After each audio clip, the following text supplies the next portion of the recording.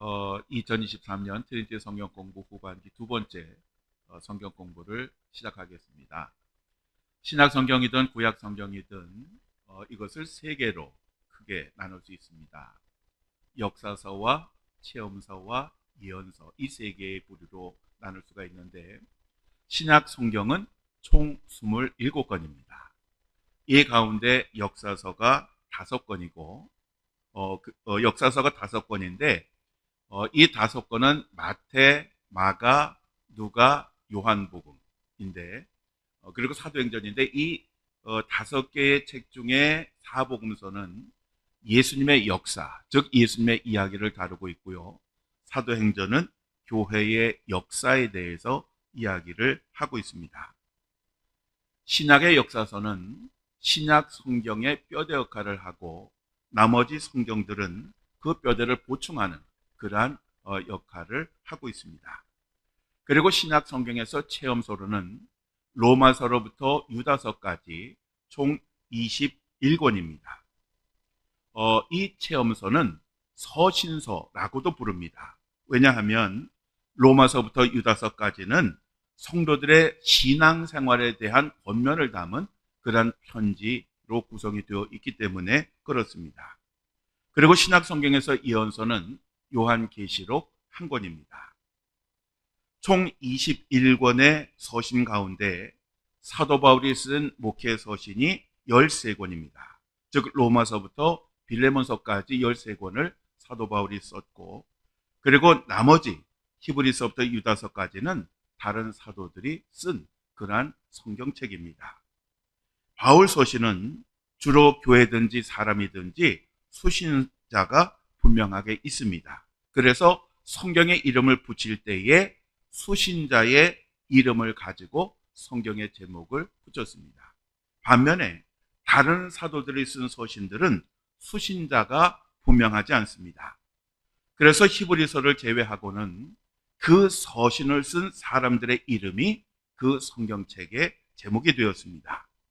이 서신들은 일반인들을 대상으로 기록하였다고 해서 일반 서신이라고 부르기도 합니다. 이 서신서들의 구조는 대체적으로는 처음에는 개인적인 것을, 다음에는 신학적인 것과 교리적인 것을, 그리고 마지막에는 그리스도인으로서 어떻게 살아야 할지 실제적인 충고를 하고 있습니다.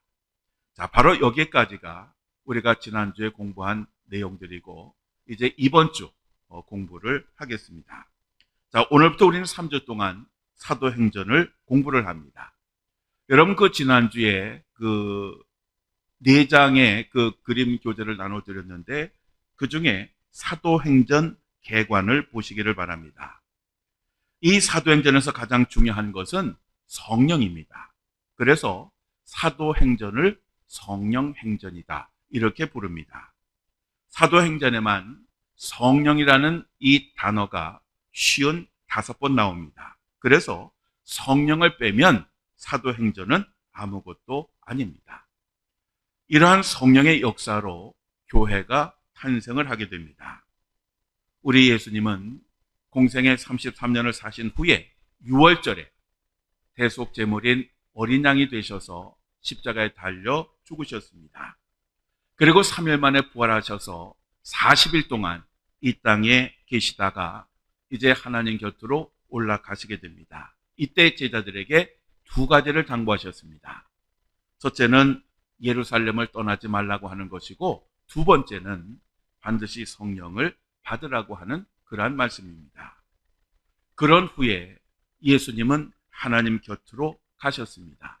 그리고 10일 후에 약속하신 성령이 오순절 날에 마가다락방에 모였던 제자들에게 바람같이 그리고 불같이 임하셨습니다. 이 오순절이라고 하는 것은 6월절이 지나고 50일 후에 오는 그러한 절기입니다. 이 오순절이란 50번째의 날이라고 하는 그러한 의미로서 신약 성경에서는 성령 강림으로 인해서 성령 강림절이라고 부릅니다. 이렇게 성령이 이 땅에 임하심으로 교회의 역사가 시작이 되었습니다. 교회의 역사는 곧 성령의 역사입니다. 그래서 사도행전은 곧 성령의 역사요, 교회의 역사입니다. 자, 사도행전을 한 장으로 그린 그림을 여러분 보시지요. 자, 그림의 왼쪽을 보시면 예수님이 승천하시자 제자들이 예수님이 올라가신 하늘을 자세히 쳐다보고 있습니다.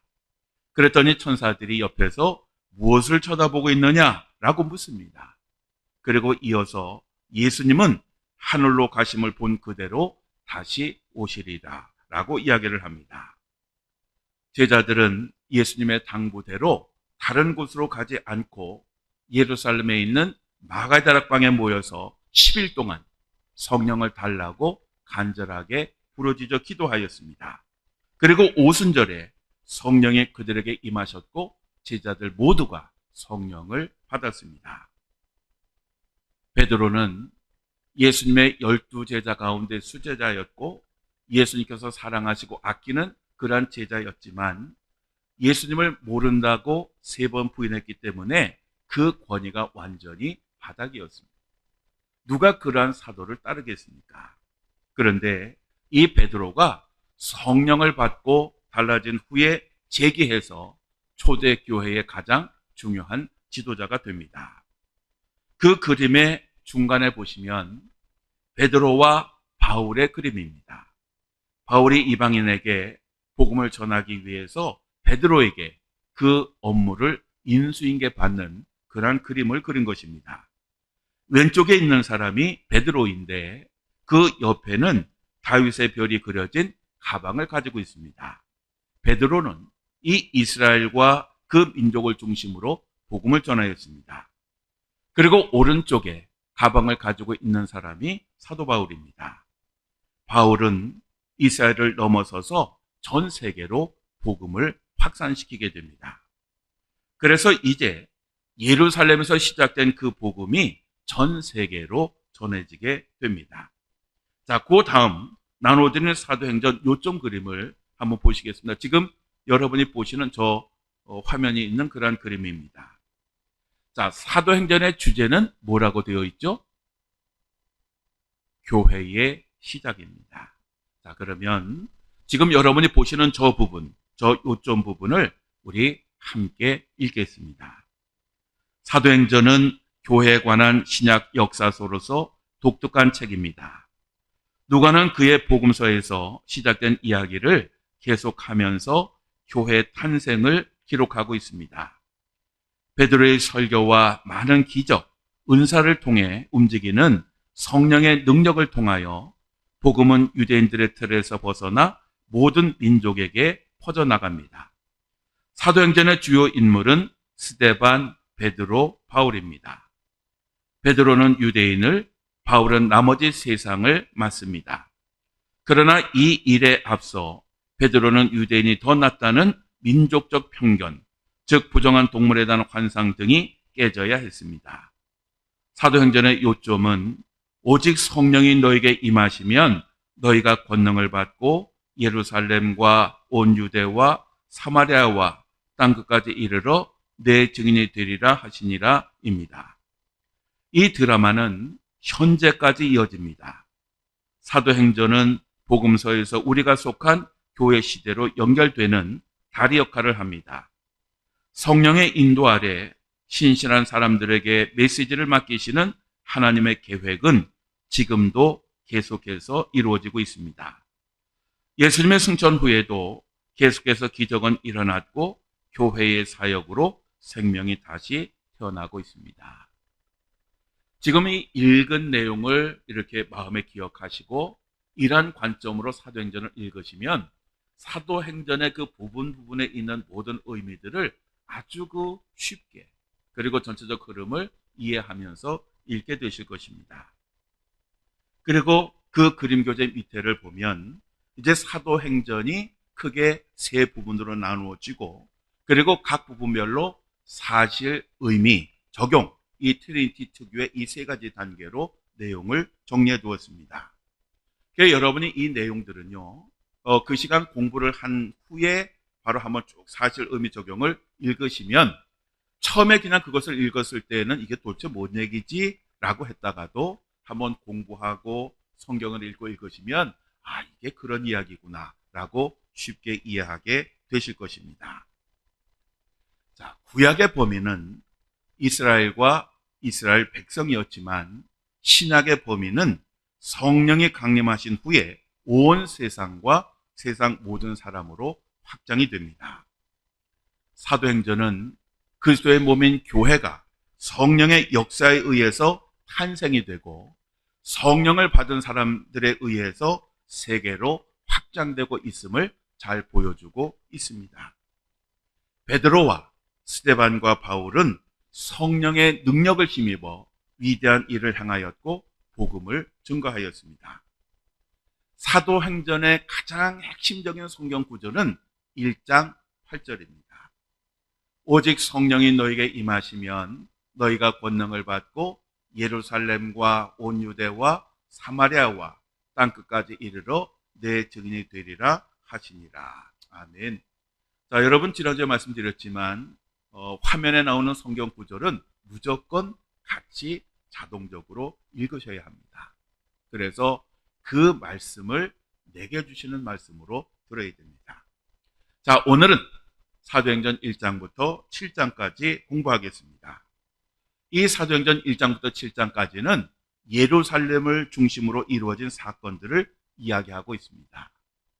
자, 사도행전 1장 1절에 보면 데오빌로여 내가 먼저 쓴 글에는 무릇 예수께서 행하시며 가르치시기를 시작하신부터 라는 말씀으로 시작을 합니다.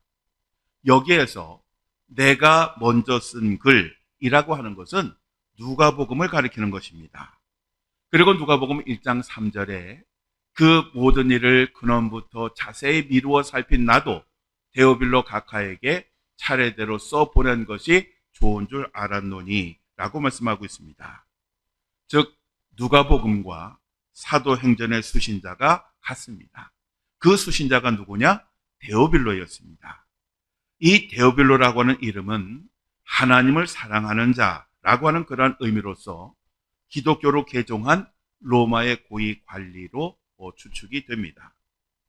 예수님은 승천하시기 전에 제자들을 모아놓고 가르치셨습니다.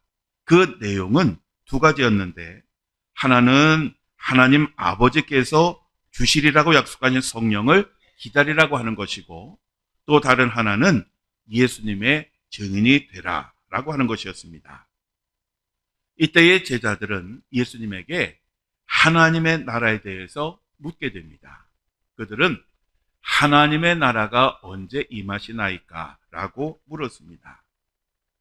아마도 그들은 3년 동안 예수님을 따라다니면서 하나님 나라에 관해서 많은 이야기를 들었으니까 이제 예수님께서 세상을 떠나실 때가 되니까 그 하나님의 나라가 언제 임하겠느냐라고 물은 것은 당연한 것입니다. 이 하나님의 나라라고 하는 것은 그 하나님께서 다스리시는 나라를 가리키는 것입니다. 즉 이 하나님의 나라는 두 가지 개념이 있습니다. 첫째는 지금 현재의 하나님의 나라입니다. 즉 우리가 예수님을 믿으면 지금 여기에 하나님의 나라가 이루어집니다. 주기도문에 보면 뜻이 하늘에서 이루어진 것 같이 땅에서도 이루어지이다 라고 말씀하고 있습니다. 한 번은 바리새인들이 예수님에게 하나님의 나라가 어느 때에 임하나이까? 라고 물었습니다. 그러자 예수님은 하나님의 나라는 볼 수 있게 임하는 것이 아니요 또 여기 있다 저기 있다고도 못하리니 하나님의 나라는 너희 안에 있느니라 라고 대답하셨습니다. 즉 하나님의 나라는 이 땅에서 이미 시작되었다 라고 하는 그러한 말씀입니다. 찬송가 438장에 보면 하나님을 모신 곳, 하나님과 동행하는 바로 그곳이 그 어디나 하나님의 나라라고 그렇게 고백하고 있습니다. 둘째로 미래의 하나님의 나라입니다. 이것은 종말론적인 하나님의 나라를 가리키는 것입니다. 또 우리가 죽은 후에 들어가는 하나님의 나라를 가리키는 것입니다. 아니면 예수님이 이 땅에 재림하심으로써 이루어지는 하나님의 나라를 가리키는 것입니다.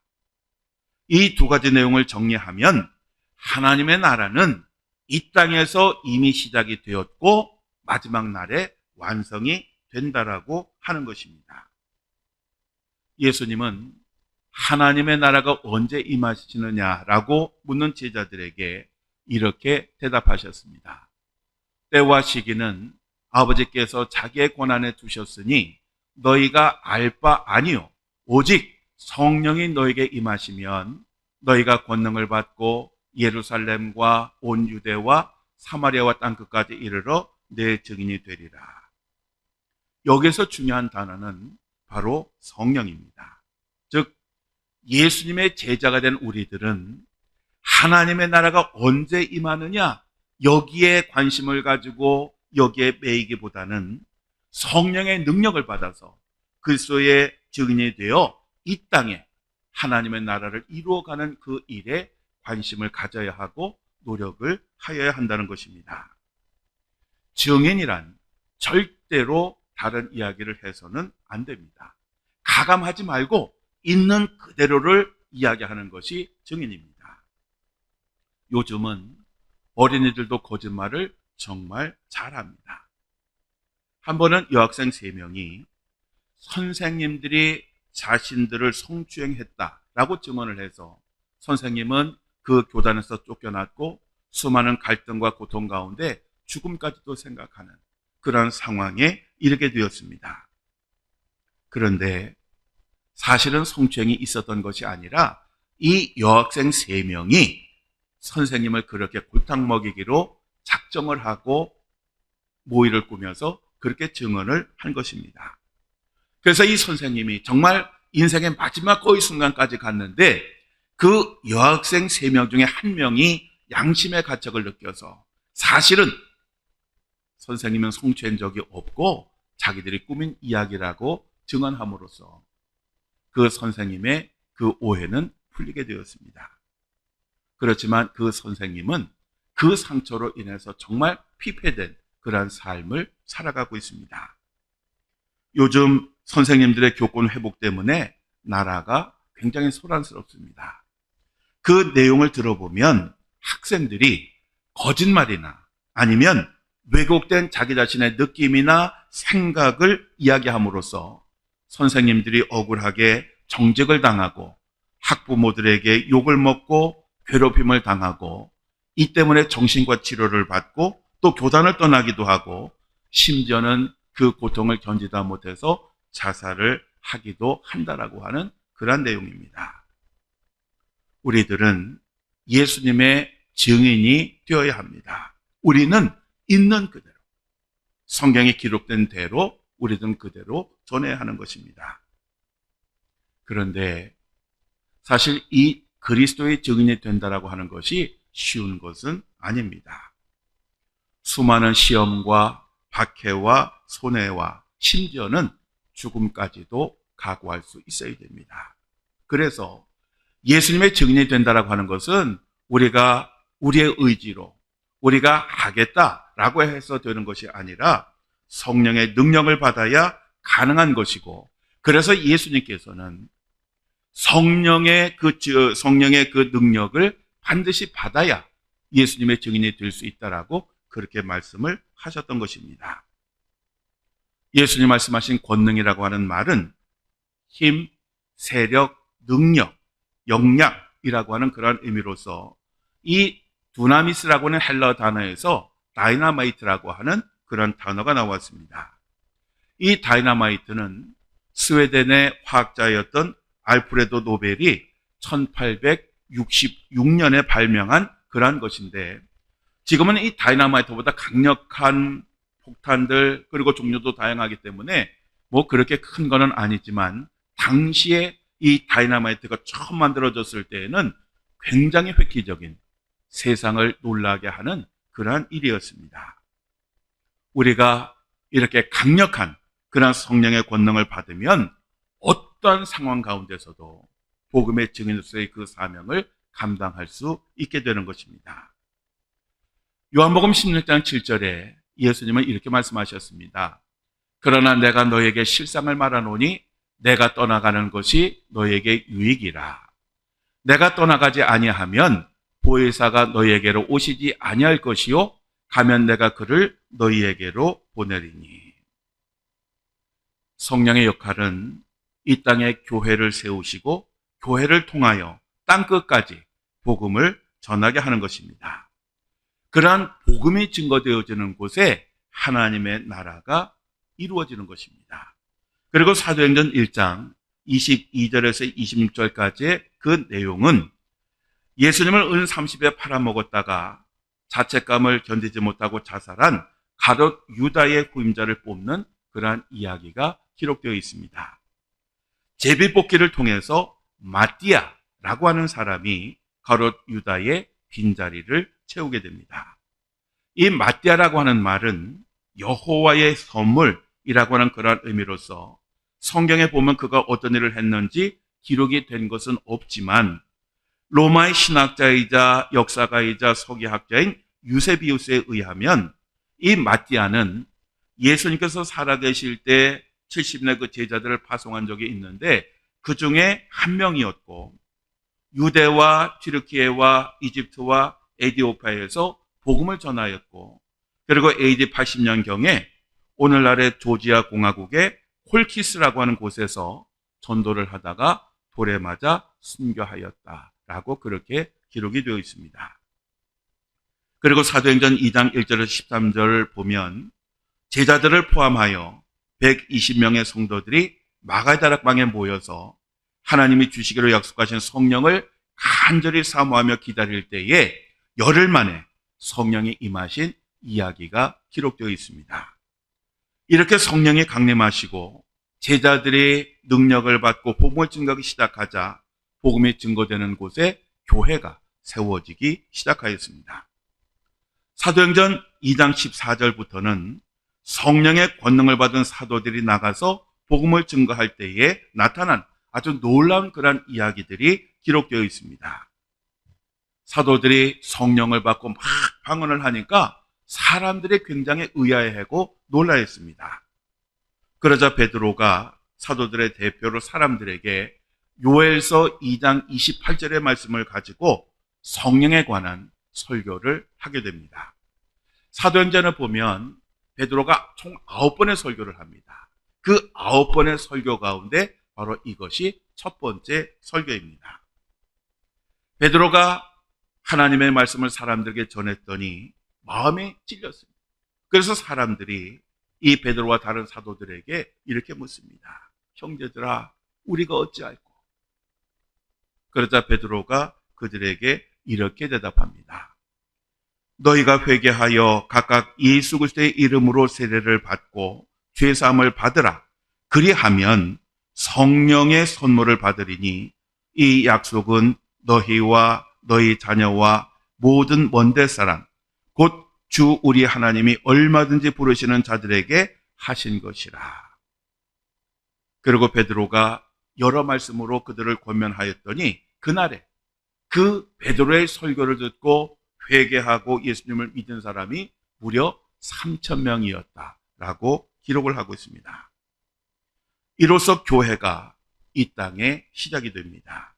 즉 성령이 임하심으로 이 땅의 교회가 시작이 된 것입니다.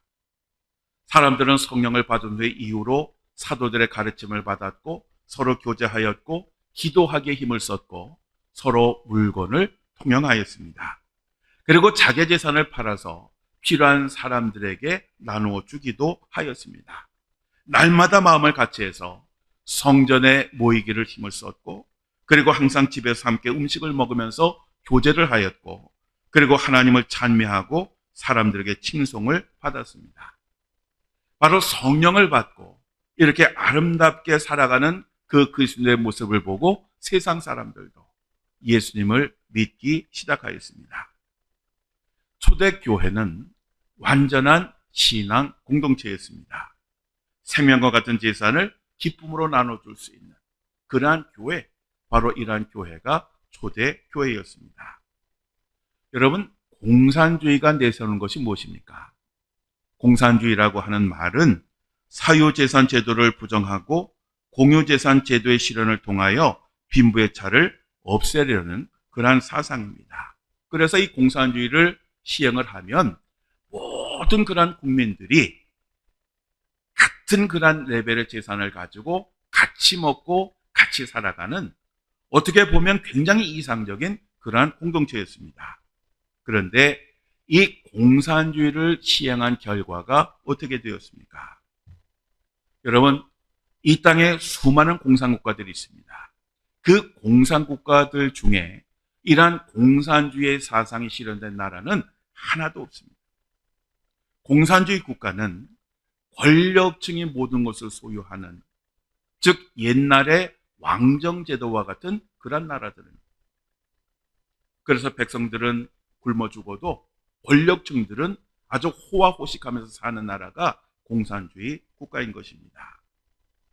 그런데 초대교회는 정말 이러한 이상이 실현이 된 그러한 신앙 공동체였습니다. 그들은 소유에 대한 모든 욕심을 완전히 내려놓고 하나가 되었습니다. 이것은 하나님에 대한 온전한 믿음, 그리고 성령의 도우심이 있었기 때문에 가능한 것입니다. 인간의 의지로 된 것이 아닙니다. 인간의 노력으로 된 것이 아닙니다. 하나님께서 성령의 감화 감동을 주셨기 때문에 그들은 기쁨으로 이러한 일들을 행할 수가 있었던 것입니다. 결국 이러한 것을 한마디로 말하면 하나님이 우리의 왕이 되실 때, 하나님께서 우리들의 삶과 우리들의 마음을 통치하고 다스리실 때에, 그리고 그것에 순종할 때에 이루어지는 것입니다. 즉 바로 하나님이 왕이 되시는 그곳, 바로 그곳에 하나님의 나라가 이루어지는 것입니다. 자, 사도행전 3장부터는 성령의 능력을 받은 사도들이 나가서 사역을 하는 그러한 이야기들이 나옵니다. 성령이 충만한 베드로와 요한이 성전에 기도를 하러 갔다가 태어날 때부터 안진병이었던 사람을 예수님의 이름으로 일으켜 세우는 놀라운 기적을 행하게 됩니다. 그 안진병이는 태어나서 한 번도 일어나 본 적이 없었지만 바로 예수 그리스도의 이름으로 일어나라고 했을 때에 일어나서 걷고 뛰고 그리고 하나님을 찬양했습니다.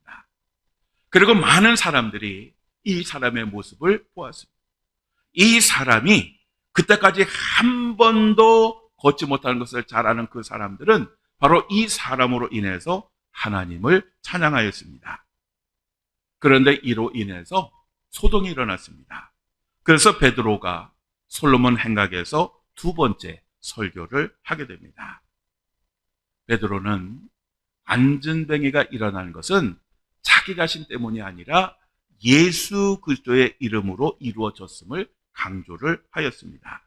즉 그가 일어난 것은 자기 자신이 아니라 예수님이 이렇게 세우셨다라고 하는 것을 이야기하였습니다. 베드로는 모든 영광을 오직 하나님께만 돌렸던 것입니다. 사실 어떻게 보면 우쭐할 수도 있고 자기 자신을 드러낼 수도 있는 그런 상황이었지만 베드로는 절대로 그렇게 하지 않았습니다. 바로 이것이 중요한 것입니다. 성령의 능력으로, 성령의 역사하심으로 베드로가 완전히 변화되어진 것입니다. 성령이 우리들에게 오셨다가 우리를 떠나는 이유는 우리가 우리 자신을 드러낼 때입니다. 즉 내가 내 삶의 주인이 되면 내 안에 계신 성령님은 떠나시게 되는 것입니다. 자, 어쨌든 이렇게 사도들에 의해서 성령의 역사심을 통해서 이적과 기적이 나타나고 사람들이 예수님을 영접하게 되니까 심각한 문제가 생기기 시작했습니다. 그것은 예수님을 죽이면 예수님을 따르는 무리들은 자동적으로 흩어지고 모든 것이 사라질 것이라고 믿었던 당시 종교 지도자들이 위기감을 느끼기 시작한 것입니다. 그들은 예수님만 죽이면 모든 것이 해결될 거라고 생각했습니다. 그래서 예수님을 불법으로 십자가에 못 박아 죽였습니다. 그런데 그렇게 예수님을 죽였다고 좋아했는데 그 예수님을 죽였더니 더 많은 예수님이 나타났던 것입니다. 그것도 자신들의 텃밭인 예루살렘, 그것도 자기들의 가장 주 무대인 성전에 나타나서 바로 이러한 일들을 행하기 시작했습니다. 그러니 이러한 모습을 보는 종교 지도자들의 마음이 어땠겠습니까? 그래서 종교 지도자들은 이 베드로와 요한을 붙잡아다가 자신들이 장악하고 있던 사내들인 공회에 세웠습니다. 그들은 자신들의 권세를 이용하여 예수님에게 했던 것처럼 이 제자들의 사역을 막으려고 했던 것입니다. 사실 이들은 예수님의 제자들이 얼마나 연약한 사람인지를 잘 알았습니다. 왜냐하면 한 놈은 스스로 자기 자신들을 찾아와 예수님을 은30에 팔았고, 또 한 놈은 예수님을 모른다고 3번 부인했고, 또 다른 지도자들은 예수님께서 겟세마네 동산에서 체포되셨을 때에 모두 예수님을 버려두고 도망을 갔습니다. 그래서 이러한 것들을 그들은 잘 알고 있었습니다. 그런데 그들이 몰랐던 것이 한 가지 있습니다. 그것은 그들이 성령을 받고 변화된 그 사실을 몰랐습니다. 종교 지도자들은 이러한 무기력하고 연약한 예수님의 제자들을 사내들인 공회에 세워놓기만 하면 그들은 아무 말도 못할 것이고, 그리고 사역을 포기할 것이라고 그렇게 생각을 했습니다. 그래서 종교 지도자들이 먼저 사도들에게 너희가 무슨 권세와 누구의 이름으로 이 일을 행하였느냐라고 묻습니다. 즉 제자들이 안전뱅이를 고친 것은 마치 돌팔이가 환자를 고친 것과 같다라고 그렇게 이야기를 한 것입니다. 결국 이 말은 자기 자신들은 종교적 행위를 할 수 있는 정식 자격이 있지만 너희들은 돌팔이가 아니냐라고 하는 그러한 질문이었습니다. 사실 이러한 질문이 틀린 것은 아닙니다. 당시 종교 지도자들은 모든 절차를 밟아서 그 자리에 섰습니다. 그들은 율법을 아주 열심히 공부하여 율법에 정통하였고, 역사와 전통에 빛나는 가문의 출신이었습니다. 그리고 정식으로 임명된 지도자들이었습니다. 반면에 예수님의 제자들은 공식적인 기구에서 임명을 받은 적이 없는 그런 사람들입니다. 그런데 이렇게 그들이 제자들에게 질문했을 때에 제자들의 반응이 너무 달랐습니다. 그들이 알던 사람들이 아니었습니다. 기가 죽기는커녕 오히려 당당하게 자신들의 이야기를 합니다. 베드로가 성령에 충만하여 이렇게 말을 합니다. 백성의 관리들과 장로들아, 만일 병자에게 행한 착한 일에 대하여 이 사람이 어떻게 구원을 받았느냐고 오늘 우리에게 질문한다면 너희와 모든 이스라엘 백성들은 알라. 너희가 십자가에 못 박고 하나님이 죽은 자 가운데서 살리신 나사렛 예수 그리스도의 이름으로 이 사람이 건강하게 되어 너희 앞에 섰느니라. 이 예수는 너희 건축자들의 버린 돌로서 집 오퉁의 머릿돌이 되었느니라. 다른 이로서는 구원을 받을 수 없나니 천하 사람 중에 구원을 받을 만한 다른 이름을 우리에게 주신 일이 없습니다.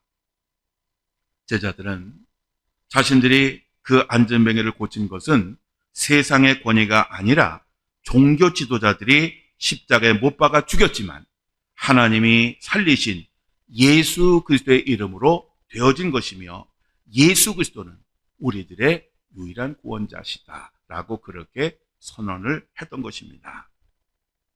이 베드로의 당당한 논리, 그리고 이 말에 충격을 받은 종교 지도자들은 더 이상 말로서는 제자를 이길 수 없다라고 그렇게 결론을 내렸습니다. 그래서 그들은 제자들에게 예수의 이름으로 아무것도 말하지 말라라고 그렇게 협박을 했습니다. 그런데 베드로와 요한이 그러한 협박을 듣고 이렇게 말을 합니다. 하나님 앞에서 너의 말을 듣는 것이 하나님의 말씀을 듣는 것보다 옳은가 판단하라. 우리는 보고 들은 것을 말하지 않을 수 없다. 얼마나 당당했는지 모릅니다. 그들이 알던, 자기가 살기 위해서 예수님을 모른다고 3번 부인했던, 또 예수님을 팔아먹었던, 예수님을 버려도 도망갔던 그 제자들의 모습이 전혀 아니었습니다.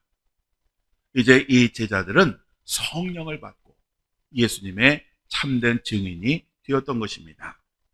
결국 종교 지도자들은 혹을 때려다가 혹을 붙인 그러한 결과가 되었습니다.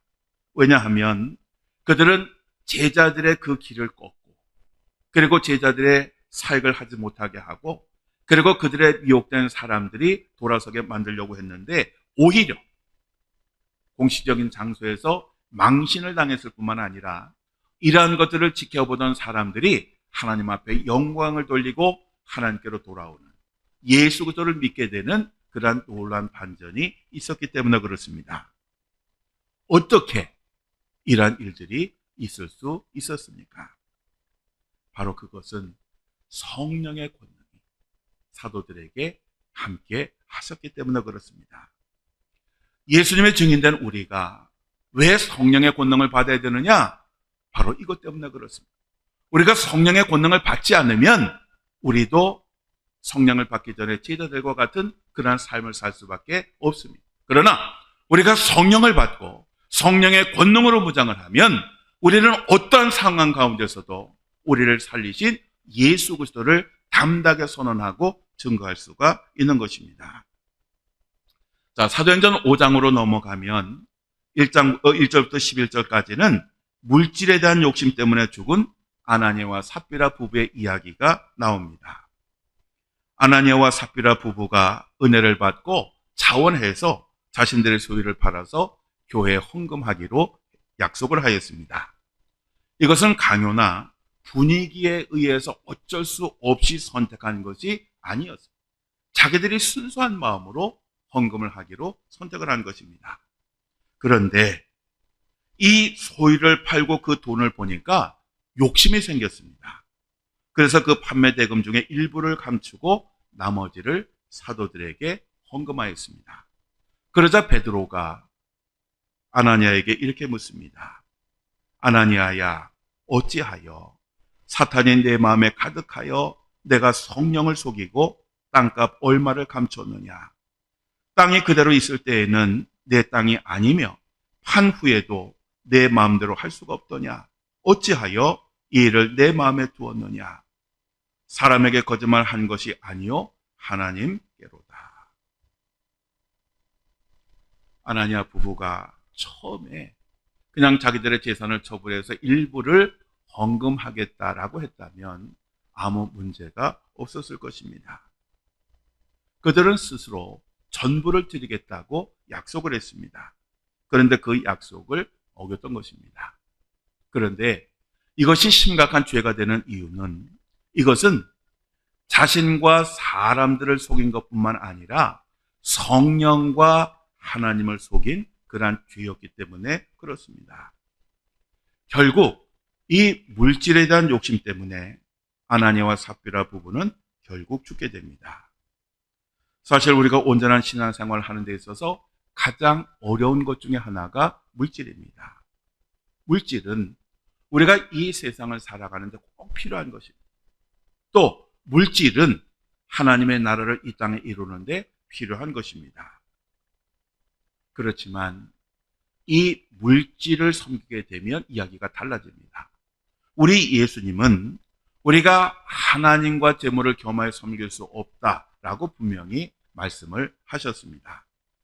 디모데전서 6장 9절에서 10절에 보면 부하려 하는 자들은 시험과 올무와 여러 가지 어리석고 해로운 욕심에 떨어지나니 곧 사람으로 파멸과 멸망에 빠지게 하는 것이라. 돈을 사랑함이 일만하게 뿌리가 되나니 이것을 탐내는 자들은 미혹을 받아 믿음에서 떠나 많은 근심으로써 자기를 찔렀도다 라고 말씀하고 있습니다. 우리가 욕심을 가지면 하나님을 온전히 섬길 수가 없고, 욕심을 가지면 결국 하나님과 성령을 속이게 된다라고 하는 그러한 교훈의 말씀입니다. 자, 그런 후에 성경을 보면 베드로와 요한이 또다시 체포를 당하게 됩니다. 왜냐하면 성령의 역사하심을 통해서 수많은 사람들이 유대교를 떠나서 기독교인이 되었기 때문에 그렇습니다. 즉 종교 지도자의 입장에서 보면 이 유대교가 점점 쪼그라들게 되니까 위기의식을 가지게 된 것입니다. 그래서 이 종교 지도자들은 말로는 안 되니까 제자들에게 강력한 조치를 해야 되겠다라고 생각을 해서 그들을 체포해서 감옥에 가두었습니다. 그런데 그 밤에 하나님의 사자가 그들에게 나타나셔서 감옥문을 열어주시면서 가서 성전에 서서 이 생명의 말씀을 다 백성에게 말하라 라고 전하였습니다. 그래서 제자들이 그 새벽에 성전에 가서 하나님의 말씀을 사람들에게 선포하였습니다. 한편 이러한 사실을 까마득하게 모르고 있었던 이 종교 지도자들은 이스라엘의 모든 지파의 원로들을 다 모았습니다. 그리고 나서 그 모든 원로들이 지켜보는 앞에서 제자들을 신문하기 위해서 사람들을 보내서 제자들을 끌고 오라고 했는데 이 사람들이 갔는데 그 감옥에는 아무도 없었습니다. 그러니 얼마나 당황했겠습니까? 그러자 어떤 사람이 그들에게 말을 하기를 베드로와 요한은 새벽부터 성전에서 하나님의 말씀을 가르치고 있다라고 전해줍니다. 그래서 종교 지도자들은 성전을 담당하는 그 지도자와 성전을 담당하는 병사들을 그곳에 보내서 이 제자들을 데리고 오게 했습니다. 그렇지만 그들은 이제는 강제로 할 수가 없었습니다. 왜냐하면 그렇게 하면 그 말씀을 듣고 변화된 사람들이 그들에게 어떤 짓을 할지 모르기 때문에 그렇습니다. 심지어는 그들은 사람들이 자기들을 돌로 칠 것을 염려하였습니다. 사실 이전에는 이런 이스라엘 일반 사람들이 종교 지도자들을 굉장히 두려워했습니다. 그들에 의해서 어떻게 될지 몰랐기 때문에 그렇습니다. 그런데 그들이 성령을 받고 그리고 거듭난 후에는 완전히 달라졌습니다. 오히려 이제는 종교 지도자들이 일반 백성들을 두려워하는 그러한 상황이 벌어지게 된 것입니다. 즉 아주 극적인 반전이 성령의 역사 가운데 이루어진 것입니다. 어쨌든 예수님의 그 제자들을 산헤드린 공회에 세운 후에 종교 지도자들은 예수님의 이름으로 가르치지도 말라고 경고를 했는데 왜 계속해서 가르쳤으며 니들이 그렇게 가르치니까 사람들이 예수님을 죽인 그 책임을 자신들에게 돌리게 되었다라고 그렇게 책망을 합니다. 그러자 베드로와 사도들은 자신들은 사람보다 하나님에게 순종하는 것이 마땅하다라고 하면서 오히려 그들에게 예수님을 전했습니다. 더불어 우리는 이 일의 증인이요 하나님이 자기를 순종하는 사람들에게 주신 성령도 그러하니라 라고 덧붙였습니다. 그러자 종교 지도자들은 예수님의 제자들을 더 이상 살려둘 수 없다라고 하는 그러한 결론에 이르게 됩니다. 그래서 그들은 예수님처럼 이 사도들을 죽이려고 하였습니다. 그런데 그때에 바리새인인 가말리엘이 나섰습니다. 이 가말리엘이라고 하는 사람은 율법학자였고 사울을 가르친 스승이었고 덕망과 학식이 높았고 모든 백성들에게 존경을 받는 그런 사람이었고 랍비보다 높은 존칭인 랍반이라고 불리던 그런 사람이었습니다. 그러니 이 가말리엘이라고 하는 사람이 얼마나 사람들이 큰 영향력을 미치는 사람인가 하는 것을 쉽게 알 수가 있습니다. 이 가말리엘은 사도들을 먼저 잠깐 보내게 했습니다. 그런 후에 그 자리에 모였던 사람들에게 이렇게 말을 했습니다. 만일 제자들이 하는 말이 사람에게서 나온 것이라면 자동적으로 무너질 것이고 만일 하나님께로부터 나온 것이라면 우리가 막을 수 없을 뿐만 아니라 우리가 도리어 하나님을 대적하는 사람이 될 것이다. 사람들이 이 가말리엘의 말을 가만히 듣고 생각해 보니 그 말이 옳았습니다. 그래서 그들은 다시 제자들을 불러다가 채찍질을 하고 예수의 이름으로 말하는 것을 다시 한번 금지시켰습니다. 그들이 제자들에게 내린 이 채찍질은 우리가 어렸을 때 부모님에게 맞았던 아니면 선생님에게 맞았던 그러한 회초리와는 다릅니다. 인간의 생사를 오가는 아주 혹독한 그리고 끔찍한 그러한 채찍질이었습니다. 그런데 놀라운 일이 있습니다. 그렇게 채찍을 맞았으면 고통스러워하고 아파해야 하고 그리고 조금 더 나아가면 원망과 불평을 해야 되는데 사도들은 자기 자신들이 예수님의 이름 때문에 능욕을 당한 것을 오히려 기뻐하고 즐거워하였다라고 하는 것입니다. 그러니까 제정신이 아니었습니다. 일반적인 상식으로는 이해가 되지 않는 그러한 행동을 하였습니다. 왜 그들이 그것이 가능했느냐? 바로 성령의 능력이 그들에게 임했기 때문에 그렇습니다. 그래서 그들은 당당하게 이 사내들인 공회를 떠나게 됩니다. 그리고 계속해서 성전에 있든지 집에 있든지 예수님은 그리스도라고 하는 이 사실을 계속해서 증언하고 전하였습니다. 바로 이것이 성령의 힘입니다. 자, 사도행전 6장 1절을 7절에 보면 7 집사를 선택하는 그러한 이야기가 나옵니다. 초대교회의 이 7 집사는 오늘날로 치자면 장로님들과 같은 그러한 사람들입니다.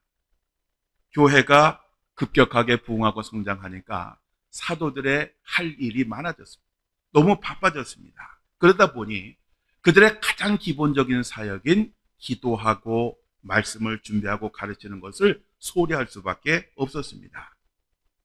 그래서 이 사도들은 다른 사람이 할 수 있는 일들은 그 사람들에게 맡기고 자기 자신들은 본연의 그 임무인 기도와 말씀 사역에 전념하기로 했습니다. 그래서 평신도 7명을 세우게 됩니다. 사실 목회자에게 있어서 이것보다 중요한 것은 없습니다. 목회자가 바쁘면 교회 성도들이 손해입니다. 목회자들에게 항상 어떠한 경우라 할지라도 이 기도와 말씀 사역이 중심이 되어야 합니다. 그런데 교회가 크면 클수록 이것이 어려워지게 됩니다. 그래서 큰 교회에서는 부목사도 세우고 그리고 평신도 지도자들을 세워서 그들로 하여금 주도적으로 사역을 하게 하는 것입니다. 침례교 세계 연맹의 초대 회장이었고 명설교가로 유명했던 스코틀랜드 침례교 목사인 알렉산더 맥클라렌이라고 하는 목사님이 있었습니다. 이분이 한 번은 영국의 맨체스터에 있던 큰 침례교회의 담임 목사로 청빙을 받게 되었습니다. 그때 이 맥클라렌 목사님은 그 재직들을 소집을 해서 이렇게 말을 했습니다. 여러분, 제가 여러분들의 제안을 수락하기 전에 먼저 해결해야 할 문제가 있습니다. 그것이 무엇입니까? 여러분들이 원하는 것이 저의 머리입니까? 아니면 저의 다리입니까? 여러분들은 이 둘 중에 어느 하나만을 가질 수 있습니다. 결코 둘 다는 안 됩니다. 여러분이 원하신다면 저도 여기저기 돌아다니며 차도 마시면서 이야기를 나눌 수 있습니다. 그러나 그때는 저의 설교에서 이 도시를 뒤흔들어 놓을 만한 것이 나오기를 기대하지 말아야 합니다.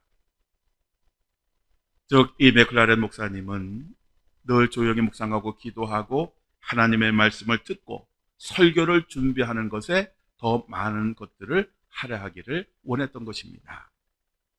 여러분, 10명의 교인이 모이는 교회의 목사님이 설교를 준비하는 시간과 10,000명이 모이는 교회의 목사님이 설교를 준비하는 시간이 같을까요? 다를까요? 1명이든 10,000명이든 설교를 준비하는 시간은 같습니다. 다만 차이가 있다면 교인들이 많은 교회는 행사도 많고 또 해야 할 일도 많기 때문에 더 바쁠 뿐이지 설교를 준비하는 시간은 같습니다. 교인들이 목사의 그 설교를 통해서 은혜를 받으려면 목사님을 바쁘게 만들지 말아야 합니다. 제가 하객교회에 있을 때 배운 것 중에 하나가 담임 목사님은 웬만한 일들은 부목사들이나 아니면 장로님들에게 다 맡겼다라는 것입니다. 그리고 목사님은 오직 기도하고 말씀을 준비하고 설교를 준비하는데 전념을 하셨습니다.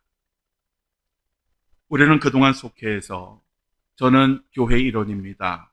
제가 하겠습니다. 제가 가겠습니다. 라는 주제로 말씀을 나누었습니다. 정말 교회는 그런 교인들이 많아야 합니다. 교회에서 전쟁이 나갔는데요. 교회가 더러운데요. 화단이 지저분한데요. 교회가 비가 새는데요. 화장실 휴지가 떨어졌는데요. 무엇이 고장났는데요. 라고 목사에게 말하기 전에 자기 자신이 할 수 있는 일이라고 하면 스스로 하면 얼마나 좋겠습니까? 목사가 뭔가 지시하기를 기다리지 말고 목사님, 제가 무엇을 하면 좋을까요? 라고 묻는다면 얼마나 좋을까요?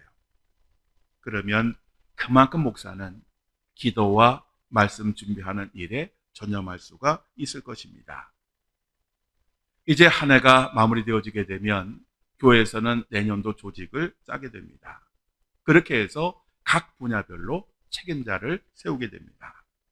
그러면 그 책임자를 세우는 이유가 무엇일까요? 그것은 자기가 담당하게 될 그 분야의 일에 대해서는 주도적으로 일을 하라고 하는 그러한 의미입니다. 즉 누군가가 하기를 기다리기 전에 자기 스스로 자기가 관련된 일을 잘 하라는 것입니다. 이렇게 서로가 자기가 맡은 일을 잘 하게 되면 교회는 건강하게 될 것이고 담임 목사는 고유의 업무에 더 힘을 쏟을 수 있게 되는 것입니다. 2023년 한 해를 시작하면서 저희 산성교회도 조직을 만들었습니다. 그리고 각 그 성도들에게 임무를 주었습니다. 여러분 혹시 여러분에게 주어진 그 직분이 무엇인지 아십니까? 여러분이 올해 해야 할 사역이 무엇이었는지 아십니까?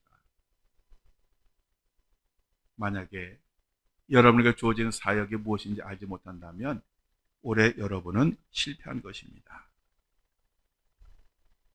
만일 여러분이 하지 않는다면 누군가가 그 일을 반드시 해야 하는 것입니다. 빌립보서 2장 2절에서 4절에 이렇게 말씀합니다. 마음을 같이하여 같은 사랑을 가지고 뜻을 합하며 한 마음을 품어 아무 일에든지 다툼이나 허영으로 하지 말고 오직 겸손한 마음으로 각각 자기보다 남을 낮게 여기고 각각 자기 일을 돌볼 뿐더러 각각 다른 사람들의 일을 돌보아 나의 기쁨을 충만하게 하라. 아멘. 자기가 맡은 일을 먼저 잘 해야 됩니다. 잘 하고 나서 그리고 다른 사람들의 일을 볼 때에 혹시 부족한 것이 있으면 그것을 채워주는 것이 건강한 교회입니다. 겸손한 마음으로 항상 이 일들을 감당을 해야 하나님을 기쁘시게 할 수가 있는 것입니다. 초대 교회는 7 집사를 세워서 그들에게 일을 맡긴 후에 사도들은 본연의 사역에 충실하였습니다. 그랬더니 어떻게 되었습니까? 하나님의 말씀이 점점 왕성하여 예수님을 믿는 사람들이 늘어났고 심지어는 제사장 중에서도 예수님을 믿는 사람들이 생기기 시작했다라고 그렇게 사도행전은 증언하고 있습니다. 그런데 초대교회에서 세운 7 집사 가운데 스데반이나 빌립의 경우에는 말씀을 전하는 은사도 있었습니다. 그래서 그들은 복음을 전하는 사역도 하였습니다. 특별히 스데반 집사는 은혜와 성령의 권능에 충만하여 큰 기사와 표적을 행하였고 말씀을 전하였습니다. 한 번은 어떤 사람들이 이 스데반과 하나님의 말씀을 가지고 논쟁을 벌였습니다. 그런데 성령으로 말하는 이 스데반을 도저히 이길 가능성이 없었습니다. 그러자 그들은 이 스데반이 모세와 하나님을 모욕했다라고 하는 거짓 증인을 내세워서 공회에 고발을 했습니다. 그래서 이 스데반 집사는 억울하게 공회에 서게 됩니다. 그런데 그 공회에서 이 스데반 집사는 이스라엘 백성들의 죄와 허물을 당당하게 지적을 하였고 그들을 구원하시기 위해서 이 땅에 오신 예수님을 오히려 십자가에 못 박아 죽였으며 조상들처럼 성령님을 계속해서 거역하고 있음을 아주 당당하게 이야기를 합니다. 이러한 스데반 집사의 말을 들으면서 사람들은 화가 머리 끝까지 치밀어 올랐고 이를 갈았습니다. 그래서 그들은 스데반 집사를 돌로 쳐 죽이라 라고 그렇게 소리를 치게 됩니다. 그래서 사람들이 이 스데반 집사를 예루살렘 성 밖으로 끌고 가서 돌을 던지기 시작했습니다. 그런데 스데반 집사는 돌에 맞아 고통스럽게 죽어가는 그 순간에도 성령이 충만하였고 하나님의 영광과 그리고 예수님이 하나님 우편에 서신 것을 보고 이것을 사람들에게 증거하였습니다. 그리고 스데반 집사는 자신의 영혼을 받아달라고 기도한 후에 자신을 돌로 쳐 죽이는 사람들의 죄를 용서해달라고 하면서 죽음을 맞이하게 됩니다. 바로 이때 스데반 집사를 죽게 한 거짓 증인들이 자신들의 옷을 벗어서 사울이라고 하는 청년에게 맡기게 됩니다. 바로 이 사울이 누구냐? 후에 다메섹 동산에서 예수님을 만나고 이방인을 위한 사도가 된 바울입니다. 이제 하나님의 구원의 역사가 성령을 통해서 이 땅에 이루어지고 교회가 세워지고 성령의 권능을 받은 사람들에 의해서 확장되어지고 이제 사도 바울을 통해서 또 새로운 선교의 역사가 시작되어지게 됩니다. 자, 다음 주부터는 본격적으로 이 복음의 세계가 세상을 향해 확장되는 그러한 이야기들이 시작이 됩니다. 사도행전 8장부터 12장까지 꼭 읽고 참석하시기를 바랍니다. 자, 오늘은 여기까지 공부를 하고